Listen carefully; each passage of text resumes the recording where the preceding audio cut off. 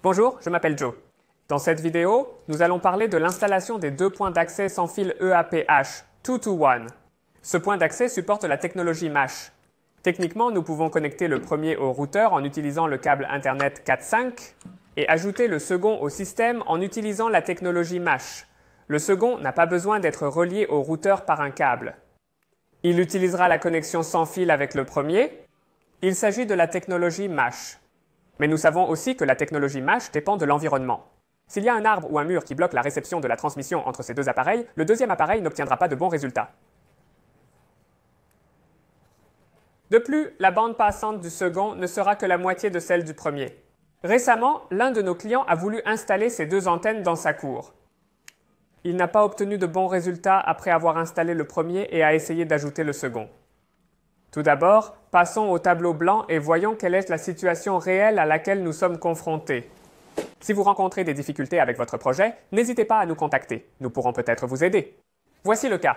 Le client a installé un premier point d'accès devant la police. Il suffit d'utiliser le câble Internet CAT6 pour connecter ce point d'accès au routeur. Ce point d'accès supporte l'alimentation PoE sur Internet. Il peut donc utiliser l'injecteur PoE et envoyer l'alimentation et les données au point d'accès via le câble Internet CAT6. Il n'y a donc pas besoin de source d'alimentation autour de ce point d'accès. Il ajoute ensuite un deuxième point d'accès au-delà de la limite. Comme la source d'alimentation est disponible à partir de la frontière, la loi stricte utilise simplement le maillage. Le résultat n'est pas bon. Entre le sans fil et le filaire, je recommande toujours la solution filaire si le câblage du point A au point B est possible. En effet, la solution sans fil dépend totalement de la situation. L'arbre au mur peut bloquer le signal. Et les signaux peuvent également interférer entre eux s'il y a d'autres signaux de transmission et de réception dans la zone. Dans ce cas, nous pouvons utiliser ce point d'accès pour installer un second câble entre ce point d'accès et le nouveau point d'accès. Il n'est pas nécessaire de relier le câble du premier point d'accès au routeur. Maintenant, déplaçons la carte de démonstration et voyons comment nous pouvons réaliser ce travail. Voici l'ensemble du système. Le standard PoE se trouve juste à côté du point d'accès. Il s'agit d'un standard PoE à une entrée et deux sorties. Ce câble se connecte au premier point d'accès. Il se connecte maintenant à l'entrée PoE de la norme PoE. Nous avons deux sorties PoE. Une sortie est connectée au point d'accès. La seconde est reliée au nouveau point d'accès. La distance maximale entre le nouveau point d'accès et la norme PoE est d'environ 300 pieds. La distance n'est donc pas un problème. Il suffit maintenant de suivre ce câble. Revenons maintenant à l'injecteur PoE. Avant d'installer ce système, nous devons remplacer la norme PoE originale de TP-Link. TP-Link n'a pas utilisé le PoE standard. Il s'agit du PoE positif. La tension de sortie de ce PoE est une tension continue de 2 à 4.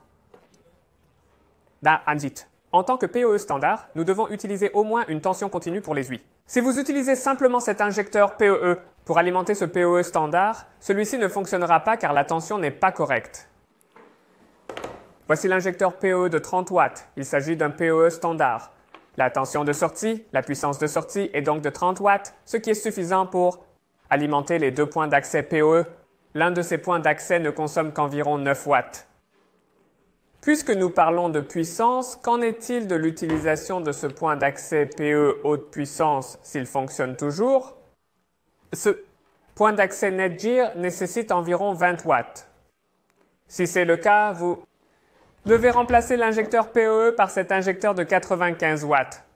Cet injecteur PoE peut produire 95 watts.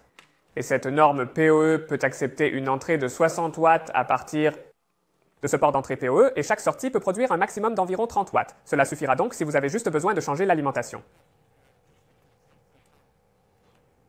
Très bien, c'est tout pour la vidéo d'aujourd'hui. Si vous avez des questions, n'hésitez pas à les poser dans les commentaires ci-dessous. À la prochaine fois.